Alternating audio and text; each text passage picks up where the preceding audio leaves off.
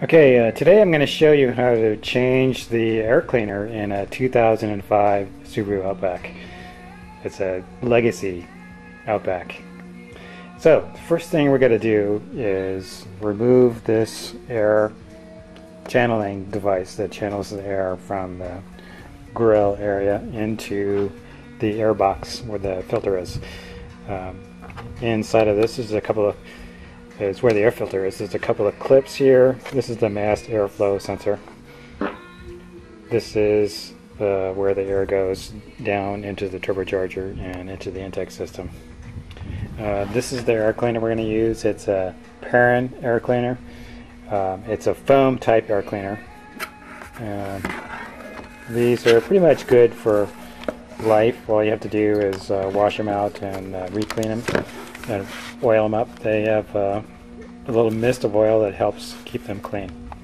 So first thing I got to do is remove these two plastic fasteners here.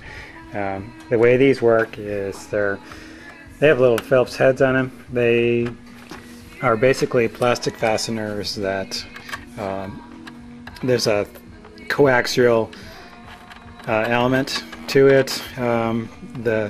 There's a thick and a thin part, and when you push this in and screw this down, it expands the portion that's pushed down through the hole and prevents it from coming out. So by unscrewing this a little bit, it allows that fat portion to skinny down, and it allows you to pull those out. So I'll take those two things out, that one, and then pull this air horn off. Okay, I've got the air horn off, and you can see where it was connected to the air box, and there's the filter inside of there. You can see it's a little dirty. The car now has 15,000 miles on it, just turned 15,000, and it's never been changed before, so it's due for a change. So the next thing I got to do is get this thing off to separate this. There's really not enough room to push this out this way. There's a hose from I think this is the power steering fluid, and a hard line here, and the airbox just won't move very much there, so I need to take this portion and move it out. I see there's a couple of screws, one down there and one over here that I can undo, and then there's another one right in there, and then undo these two clips, and then they should come out. So I'm going to work on that. Okay, I've got the fasteners clamps off the top, and I undid the two bolts at the bottom, and then the single bolt or nut that's off a little stud here in the corner, and I unscrewed the outlet tube as well, disconnected the mass airflow sensor, and now I'm going to try to work enough space in here so that I can get this thing out. I might just lift the whole thing out to make it a little bit easier to get together. So it's going to require two hands, so I got to put the camera down. Well, I got this whole assembly out. This is the assembly where the filter is mounted, where the air comes in, and strangely there's this huge chamber at the bottom that's connected to it, and I'm thinking it must be for probably noise deadening. It's probably the right resonant frequency, so the air coming through here will be quiet. This is the other end of it, where it has the outlet, and the mass airflow sensor is inside of there. And it's pretty easy. Down there is where that big chamber went. I'm going to clean it up a little bit and then replace the filter. As you can see, this filter was pretty dirty. Okay, I've got the air filter replaced, and it's in the box. This whole assembly I have snapped together, the front half and the back half. I think that's probably going to be easier to install it as one put together assembly. There's the mass airflow sensor in there. And this is the big void that it came out of. You can see all the way down into the fender well. There's a little thin sheet of aluminum that I guess suppose it adds a little bit of support to the plastic on the outside. It's kind of where the plastic bumper wrapper is. And it was fairly easy to get out, and I cleaned it up a little bit in there.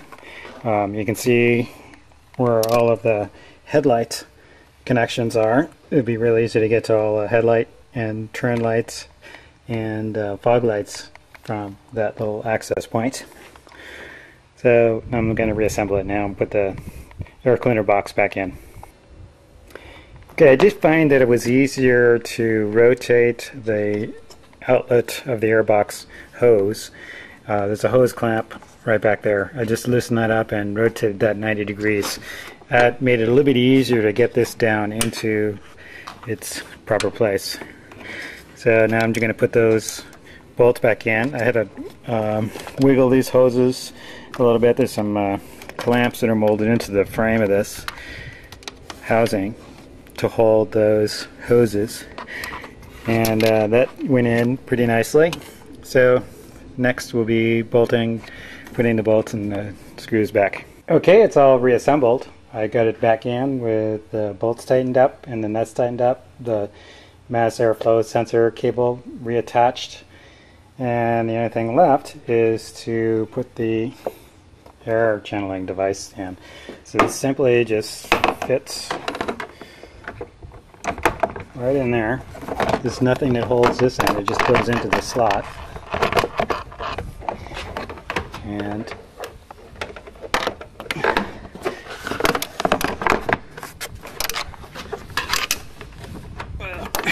it might take two hands to get that end of it in. A little hard to do with one hand. I gotta fit that thing into that thing there. So I'll have to put the camera down and use two hands. Okay, that horn assembly or air channeling device is reattached, and the only thing left to do is to put those two fasteners on the front end. As you can see, the fastener basically just has a wide spot that when you push this portion of it in, expands that out and prevents it from coming out of the hole. So it's simply push that through, get the hole lined up. There we go. And just push it down, and now that won't come up. And we'll do the same thing with this one. Rotate it around, get it in the hole.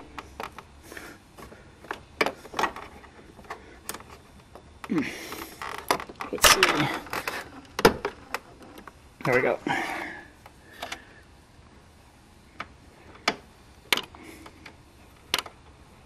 Pull that center portion up just right so that it can get narrow. There we go. And then just push it down, and it's good to go. So there we have it. Replacement of the air cleaner on a 2005 Subaru Legacy Outback. It's pretty simple to do. You should be able to do it in like, I don't know, 15 or 20 minutes. It's a pretty simple job. So that's it for this tutorial. Thanks for watching.